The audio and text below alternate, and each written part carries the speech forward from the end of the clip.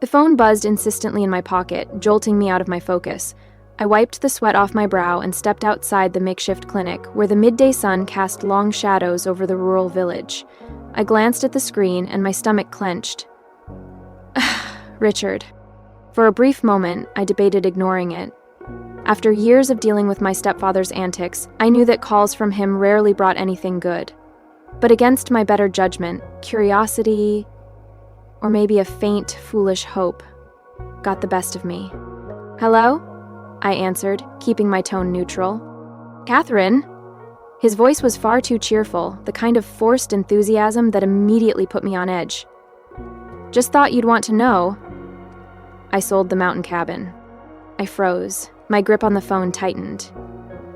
"You did what?" "Sold it," he repeated, as if it were the most natural thing in the world. "Don't look so shocked, it's for the greater good.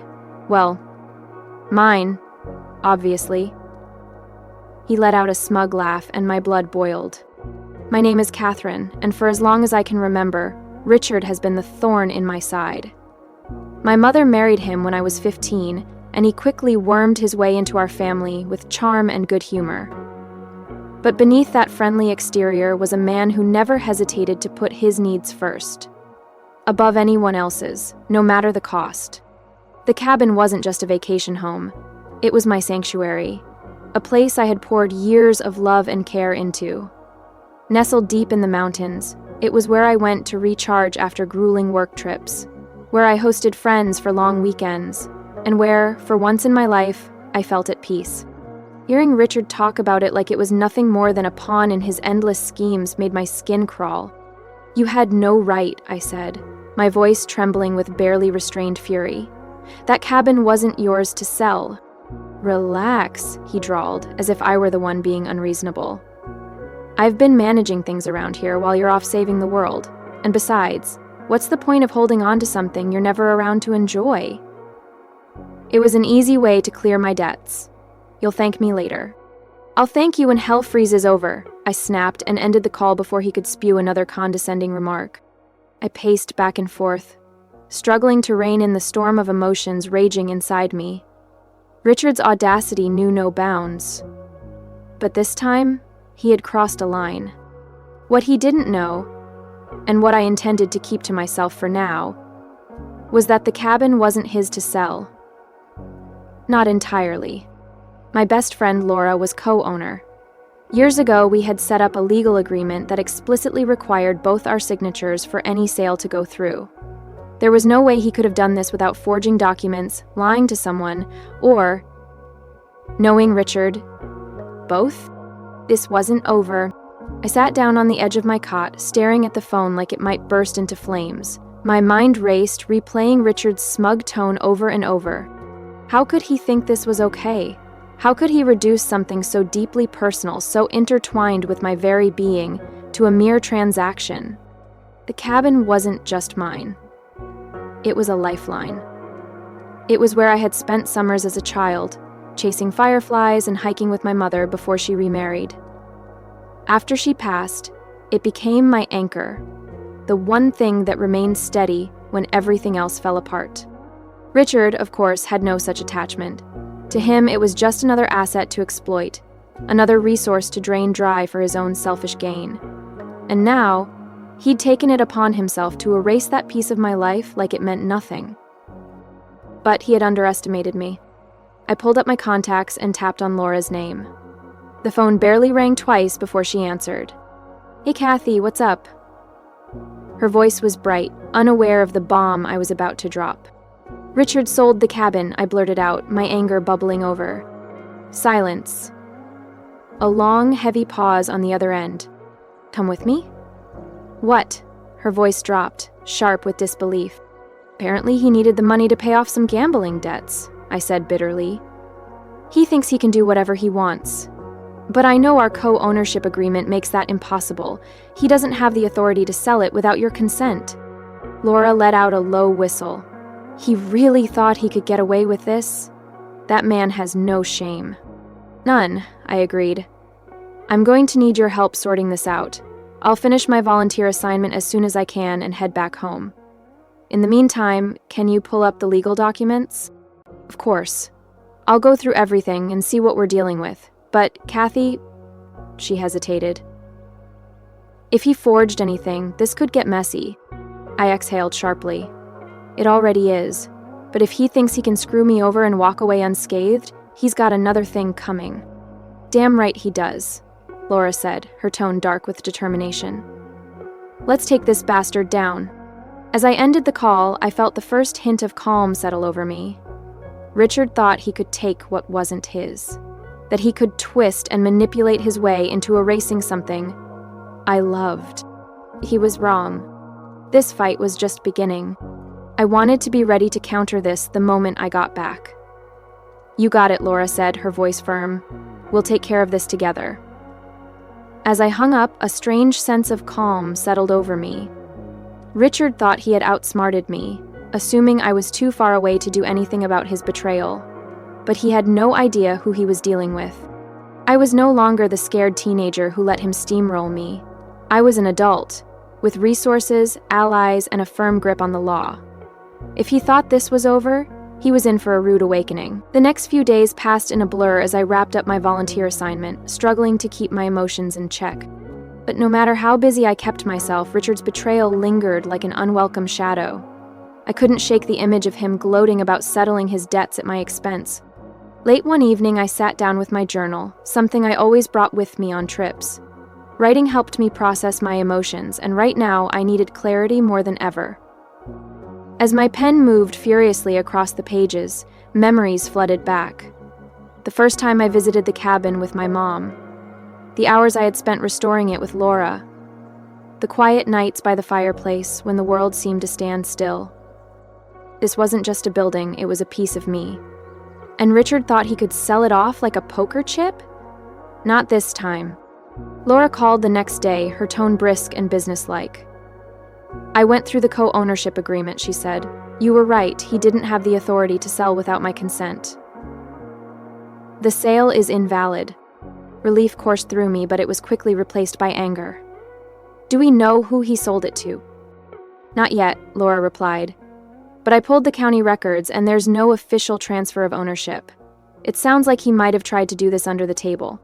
That sounded exactly like Richard. Always looking for shortcuts, always trying to outsmart the system. What's our next step? I asked.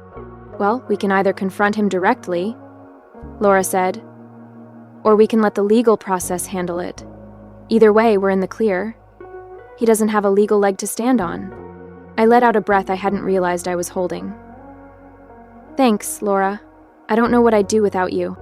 You'd figure it out, she said warmly, but I'll always have your back. As I hung up, a plan began to form. I'd finish my work here, return home, and face Richard head-on. I wasn't going to scream or yell, that's what he expected. No, I'd take a different approach. I'd use the one thing Richard always underestimated, my ability to think ahead. He thought he had won, but by the time I was done, he would realize he had underestimated me for the last time. When I finally arrived home, the first thing I noticed was the silence. The cabin had always welcomed me with a sense of peace, but now, that silence felt ominous. My houseplants were slightly wilted, the mail had piled up by the door, and the fridge was practically empty.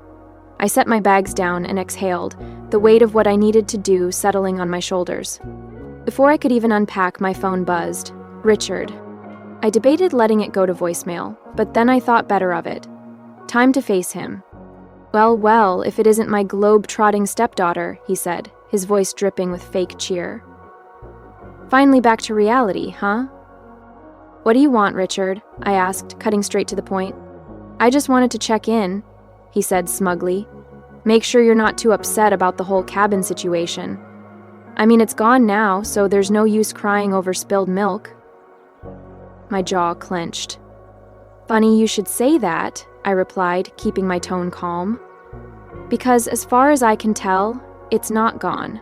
Laura and I checked the ownership records. The sale didn't go through. You can't sell what doesn't belong to you. There was a pause on the other end, just long enough to let me know I'd struck a nerve. That's ridiculous, Richard snapped, his voice tightening. The buyer paid in cash and the paperwork is handled. It's a done deal. No, it's not, I countered. Laura and I co-own the cabin, remember? Without her consent, the sale is invalid. Legally, it's still ours." His laugh was brittle.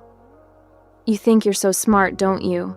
Always playing the perfect daughter, always trying to control everything. You have no idea how hard I've had it, Catherine.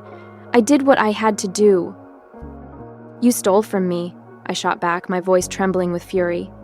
"And you think I'm supposed to feel sorry for you? You made your choices, Richard. Now you'll have to live with them." The conversation ended with him hanging up on me. I stood there, phone in hand, shaking with a mix of anger and triumph. For years, I had let Richard manipulate me, guilt-trip me, and take advantage of my patience. But not anymore. This wasn't just about the cabin. It was about reclaiming my boundaries, my voice, and my peace of mind. The next morning, I sat at the kitchen table, my laptop open, reviewing the documents Laura had sent. The co-ownership agreement was crystal clear. Neither of us could sell the cabin without the other's written consent. Richard's actions weren't just unethical, they were blatantly illegal. A sharp knock at the door interrupted my thoughts. When I opened it, there he was. Richard, wearing his usual smug expression. "Mind if I come in?" he asked, though he didn't wait for an answer before stepping inside. I folded my arms, watching as he made himself comfortable in one of my chairs. "What do you want, Richard?" "Look, Catherine," he started, his tone dripping with condescension. "I know you're upset, but you have to understand my position. I was desperate. The people I owed money to weren't exactly patient." I raised an eyebrow. "And you thought stealing my property was the solution?" "Borrowing," he corrected, as if that made it any better. "I was going to make it back. Once my luck turned around, I would have paid you back every penny." I let out a bitter laugh. "Your luck? That's what you're betting on, Richard? You've been gambling away money for as long as I've known you, and it's never worked out. Why would this time be any different?" He shifted uncomfortably, but quickly masked it with bravado. "You're overreacting. It's just a cabin. You're barely here. Why not let someone else make use of it?" "Because it's mine," I snapped. "Because it's my home. You don't get to decide what I value or what I do with my property. And for the record, Laura values it just as much as I do. Your so-called sale is invalid, and you know it." His face darkened, and for a moment I saw a flicker of something like fear. "You wouldn't really go to the authority 12 ties, would you? You wouldn't ruin your own stepfather like that." I leaned forward, meeting his gaze. "Try me." For the first time, Richard didn't have a snappy retort. He stood up, muttered something under his breath, and stormed out, slamming the door behind him. I sank back into my chair, my heart pounding. The confrontation had left me shaken, but I also felt a spark of satisfaction. Richard was finally realizing that his usual tactics wouldn't work on me anymore. This wasn't just about the cabin. It was about standing up to someone who had taken advantage of me for far too long. After Richard's dramatic exit, I called Laura to update her. "Showed up at my house," I said, pacing the living room. Tried to spin some sob story about how he borrowed the cabin to settle his debts. Laura snorted on the other end of the line. "Borrowed? Does he even hear himself? What did you say?" I told him the sale was invalid, and if he pushed me, I'd go to the authorities, I replied. That seemed to shake him a little. But knowing Richard, he's probably already scheming his next move. "Let him scheme all he wants," Laura said firmly. "We've got the law on our side. I've already contacted a lawyer to help us draft a formal cease and desist letter. If he tries to involve the buyer again, we'll have a legal paper trail ready to shut it down." I nodded, her words grounding me. "Thanks, Laura. I don't know what I'd do without you." "You'd figure it out," she said. "But we're in this together." Over the next few days, I focused on gathering all the evidence I could. I documented the co-ownership agreement, collected screenshots of text messages Richard had sent about the sale, and even tracked down the real estate agent who had been involved. When I contacted the agent, her voice was tense. "Look, I didn't know the full situation," she said quickly. "Richard told me he had permission to sell. If I'd known the cabin had a co-owner, I never would have touched the deal." "Well, now you do," I said, keeping my tone even. "I'm not trying to drag you into this, but I need your cooperation. Can you confirm that Richard signed the paperwork alone?" "Yes," she admitted. "The buyer hasn't paid in full yet because I flagged the transaction as unusual." I can provide you with the documents if you need them." "That would be helpful," I said, jotting down her information. As I hung up, I felt a renewed sense of determination. Richard had banked on me being too passive or too distant to fight back, but he was about to learn just how wrong he'd been. That evening, Laura called with more good news. "The letter's ready," she said. "We'll send it first thing tomorrow, and if he tries to pull anything else, we'll escalate." "Perfect," I replied, a small smile creeping onto my face. For the first time in weeks, I felt like I was gaining control of the situation. Richard thought he could steamroll me, but he was about to find out that I wasn't so easily defeated. The next morning, Laura and I finalized the cease and desist letter and sent it to Richard. The language was clear and unyielding. Any further attempts to claim ownership of the cabin or engage with the buyer would result in legal action. I imagined his reaction when he received it. Probably a mix of outrage and disbelief. For years, he had gotten away with manipulating and intimidating people into submission, but this time, he was up against a wall he couldn't charm his way through. Later that day, the real estate agent emailed me the documentation she had promised. Seeing Richard's signature on the fraudulent sale agreement made my stomach turn, but it also solidified my resolve. He hadn't just crossed a line, he'd bulldozed over it. That evening, I got a call from Detective Miller, a local officer Laura had contacted to help with the case. "Ms. Daniels," he began, his tone professional. "I've reviewed the documents you and Ms. Langley provided. It's clear that the sale was unauthorized. Based on the evidence, we can move forward with a formal investigation if you'd like." "Yes," I said without hesitation. "I want to pursue this." Detective Miller continued. "We'll start by contacting the buyer and explaining the situation. If Richard continues to interfere, we'll escalate to criminal charges for fraudulent misrepresentation." "Thank you, Detective," I said. "Please let me know if you need anything else from me." As I hung up, I felt a mix of relief and anticipation. The wheels were in motion now, and there was no turning back. The next day, Richard called. His voice was laced with anger, but beneath it there was an edge of desperation. "Do you have any idea what you've done, Catherine?" he demanded. "You're ruining everything." "No, Richard," I replied calmly. "I'm protecting what's mine." "You did this to yourself. You've always been so ungrateful," he sneered. "I stepped in when your mom couldn't handle things, and this is how you repay me?" I couldn't help but laugh bitterly. "You didn't step in, Richard. You took advantage. You took over. You manipulated, lied, and used people to get what you wanted. And now, you're paying the price." He started to argue, but I cut him off.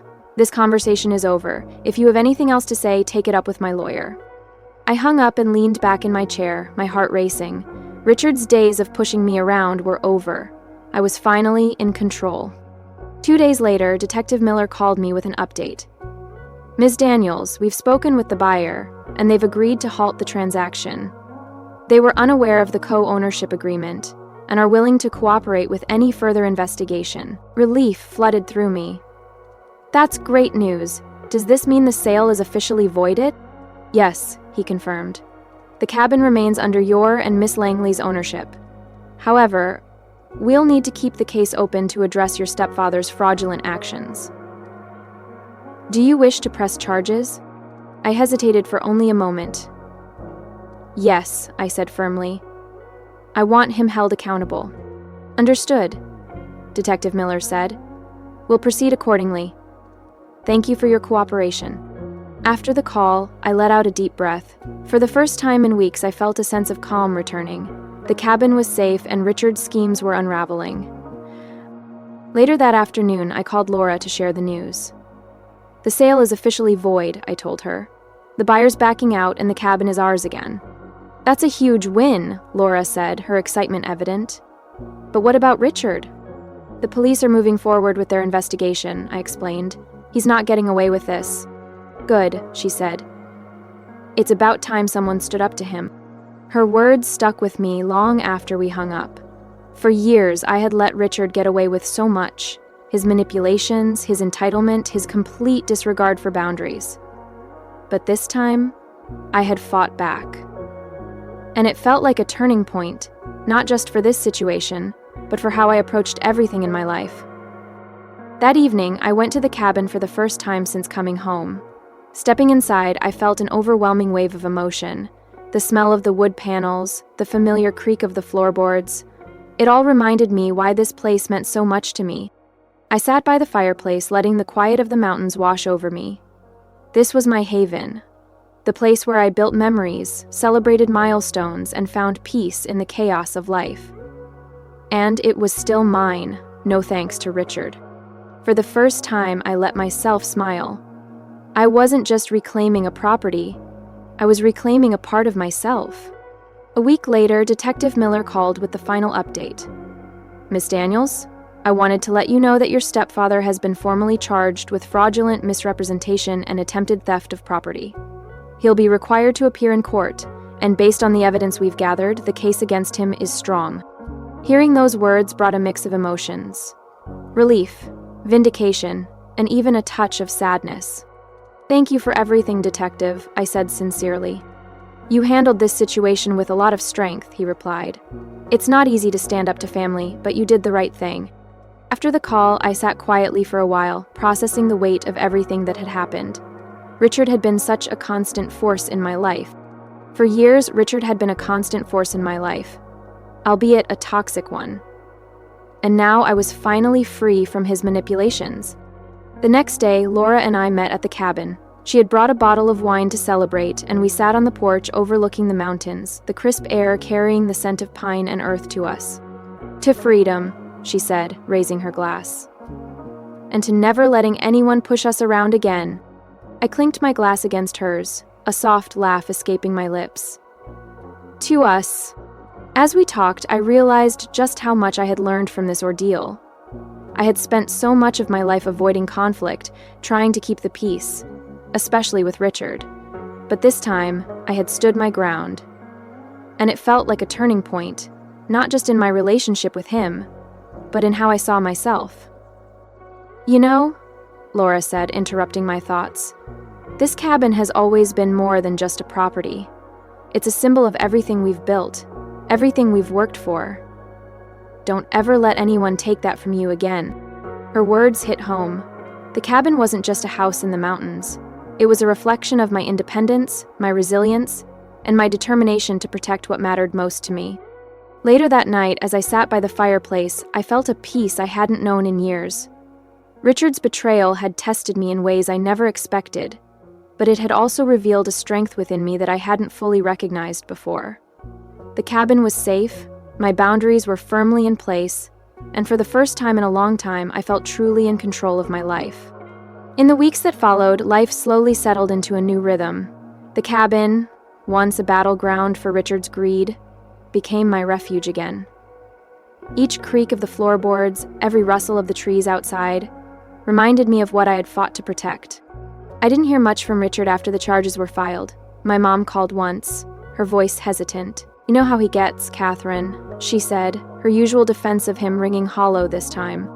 "I do," I replied evenly. "And that's why I did what I had to do." She didn't argue. For the first time, there was no attempt to guilt me, no desperate plea for reconciliation. Just a quiet sigh before she said, "I hope you find peace." "I already have," I said, and I meant it. Laura and I spent the next few weekends working on small renovations to the cabin. We painted the porch, patched up the roof, and planted a few wildflowers along the edge of the property. With every nail hammered and brushstroke applied, it felt like I was reclaiming more than just the space.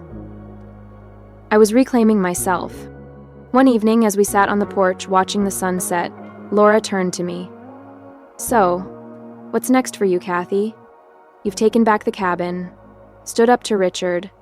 What's the next big move?" I thought about her question for a moment, the answer coming to me with surprising clarity. "I'm going to keep doing what I love. Volunteering, traveling, living my life on my terms. But this time, I'm not letting anyone else dictate how I live it." She smiled, raising her glass. "To that."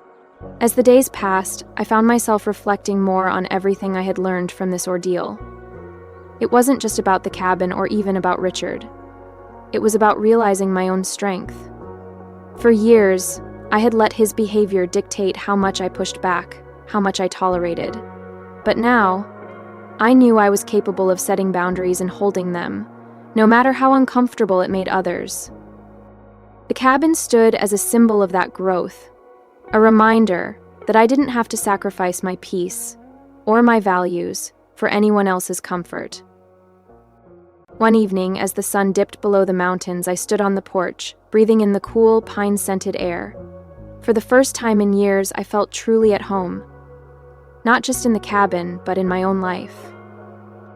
If there's one thing I've learned from all of this, it's that standing up for yourself is never easy, but it's always worth it. For years, I let Richard manipulate me, make me doubt myself, and push my boundaries until I barely recognized where I stood. I thought keeping the peace was the best option, that avoiding conflict would somehow make things easier. But I was wrong.